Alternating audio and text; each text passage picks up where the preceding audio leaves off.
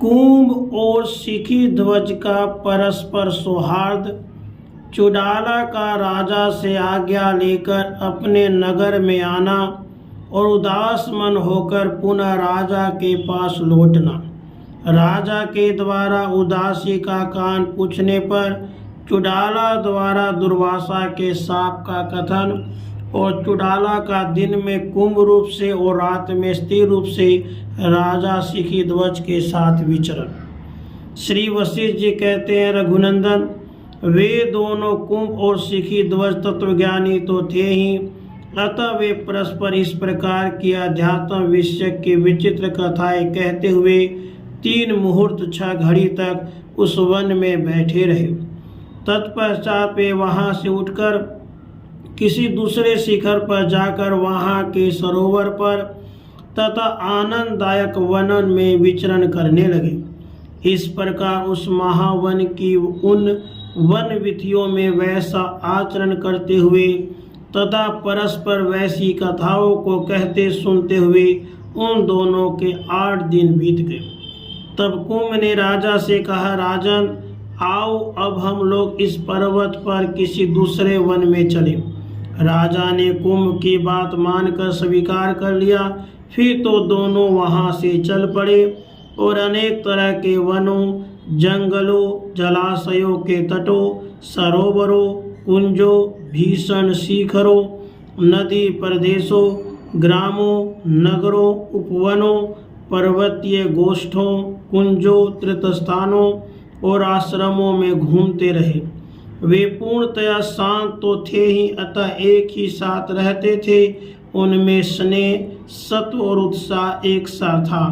राघव वे देवताओं और पितरों की पूजा भी एक ही साथ करते थे तथा उनका भोजन भी एक साथ ही होता था।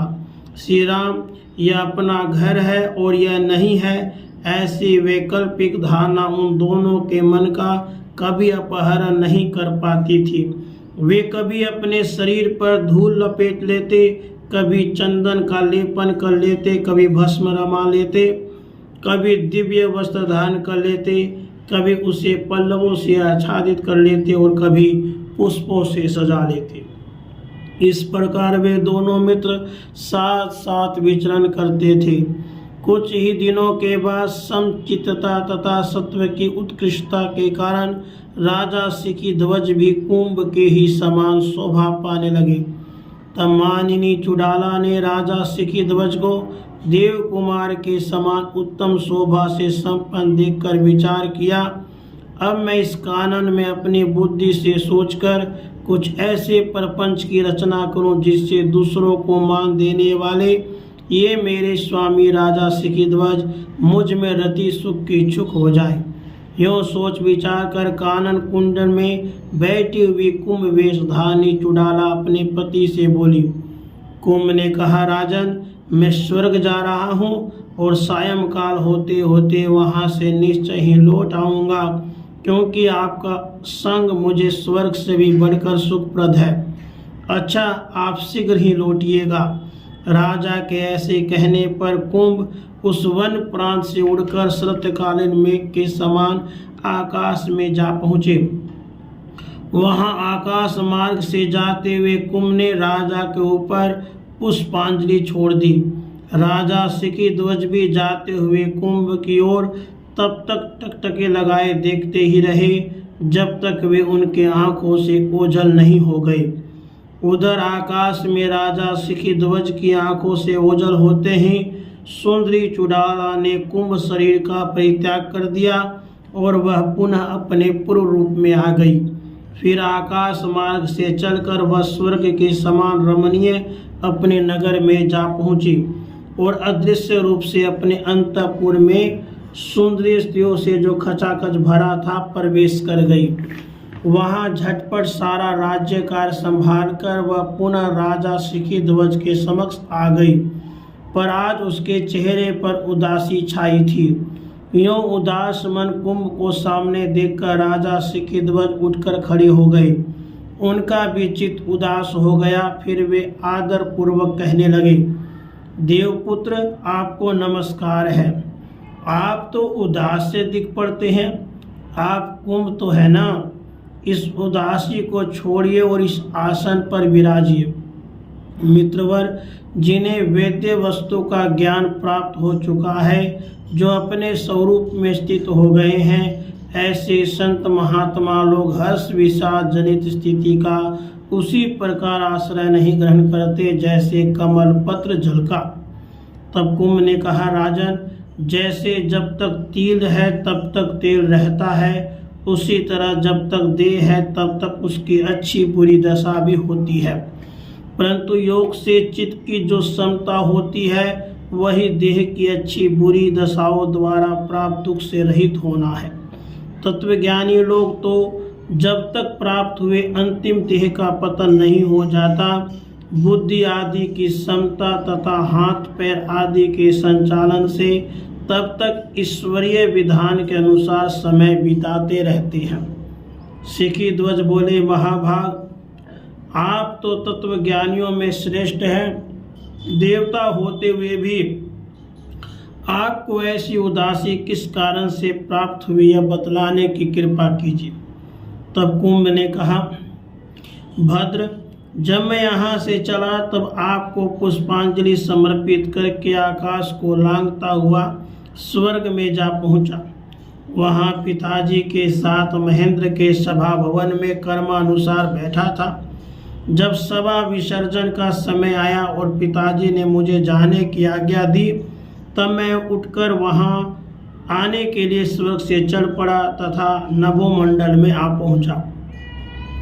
आगे बढ़ने पर मैंने देखा कि सजल जलधरों के मध्य से होकर मुनिवर दुर्वासा बड़े वेग से इधर ही आ रहे हैं। वे भूतल पर स्थित गंगा जी की ओर बड़ी तेजी से दौड़े जा रहे थे। तब मैंने भी आकाश मार्ग से ही आगे आकर उन मुनि श्रेष्ठ को अभिवादन किया और कहा, मुनि, नीले मेघ के समान वस्त्र धारण करने के कारण आप अभी सारिका नारी की तरह लग रहे हैं। दूसरों को मान देने वाले महाराज, यह सुनकर दुर्वासा जी मुझे शाप देते हुए बोले, जाओ, इस दुर्वचन के कारण आज से तुम प्रत्येक रात्रि में स्तन और केश आदि स्त्री चिन्हों से युक्त होकर हाव भाव आदि विलासों वाली कमनिया रमणी के रूप में बदल जाया करोगे। वृद्ध ब्राह्मण दुर्वासा के मुख से निकले हुए उस अशुभ वचन को सुनकर जब तक मैं कुछ थोड़ा विचार करने लगा, तब तक वे मुनि अंतर्धान हो गए। इसी कारण से मेरा मन उदास हो गया है और मैं सीधे आकाश तल से यहाँ चला आया हूँ। सज्जन शिरोमणि, इस प्रकार मैंने अपना सारा वृत्तांत आपको सुना दिया। अब मैं रात्रि में स्त्री हो जाऊंगा। भला रात्रि में मैं इस स्त्रीत्व का निर्वाह कैसे करूंगा? अहो, संसार में होनहार की बड़ी विलक्षण गति है। हाय, रात में जब मेरा स्त्री रूप हो जाएगा, उस समय मैं लज्जा परवश होकर गुरुजनों, देवताओं और ब्राह्मणों के सामने निर्बाध रूप से कैसे रह सकूंगा? सिखी ध्वज बोले, देवपुत्र, जगत में जो कुछ भी दुख अथवा सुख प्राप्त होते हैं, वे सभी प्रारब्धानुसार शरीर के लिए ही होते हैं। उनमें से किसी का भी आत्मा पर प्रभाव नहीं पड़ता। मुने, आप तो शास्त्र को भूषण की तरह धारण करने वाले हैं, इसलिए किसी भी कार्य फल के विषय में विचार करना आपके लिए उचित नहीं है।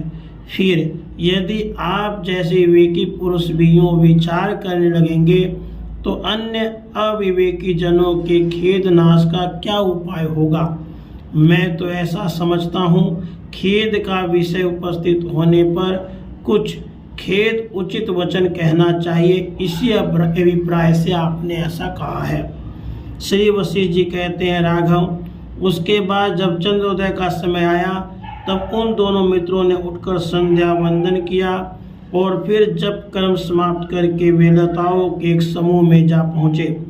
वहाँ जब कुंभ धीरे धीरे स्थिर रूप में परिवर्तित होने लगे, तब वे सामने बैठे हुए राजा सिखी ध्वज से गदगद वाणी में बोले, राजन, मैं तो ऐसा समझता हूँ कि आपके सामने मैं लज्जा के साथ ही साथ स्त्री भाव को प्राप्त होता जा रहा हूँ। 2 घड़ी तक विचार करने के पश्चात राजा शिखीध्वज इस प्रकार कहने लगे, अहो दुख की बात है, ये कुंभमणि जो महान सत्व संपन्न थे वे ही अब सुंदरी स्त्री बन गए। साधु शिरोमणि, आप तो तत्वज्ञानी हैं, देव की गति भी आपसे छिपी नहीं है, अतः इस अवश्यम भावी घटना के विषय में विचार मत कीजिए। ये जो अवश्य भावनी सुख दुखात्मक दशाएं हैं सभी तत्वज्ञानियों के केवल शरीर पर भी प्रभाव डालते हैं, उनके अंतःकरण पे नहीं, परंतु ये ही अविवेकियों के लिए शरीर पर ही नहीं अंतःकरण तक पहुंच जाती है। कुंभ ने कहा, राजन ठीक है, ऐसा ही हो। अब मैं रात्रि के समय अपने स्त्री भाव को स्वीकार कर लेता हूँ और इसके लिए चिंता भी नहीं करूँगा। भला देव का उल्लंघन कौन कर सकता है। उसके बाद जब प्रातःकाल हुआ तब कुंभ ने उस युवती स्त्री के स्वरूप का परित्याग कर दिया और अपना वही कुंभ रूप धारण कर लिया। इस प्रकार वह राजरानी सुंदरी चुड़ाला अपने पति के पास पहले कुंभ रूप से उपस्थित हुई, उसके बाद स्त्री रूप धारण करके आई। वह रात्रि में कुमारी धर्म से युक्त होकर और दिन में कुंभ रूप धारण करके अपने मित्र एवं स्वामी शिखीध्वज के साथ वन प्रांतों में विचरण करती थी। योग बल से उसका गमन आगमन कहीं रुकता नहीं था। इस प्रकार वह नारी चुड़ाला पुष्पमालाओं एवं हारों से विभूषित होकर अपने मित्र एवं प्रियतम पति के साथ कैलाश, मंदर, महेंद्र, सुमेरु और सह्यगिरि के शिखरों पर स्वेच्छानुकूल विचरण करती रही। राधे कृष्ण, राधे कृष्ण।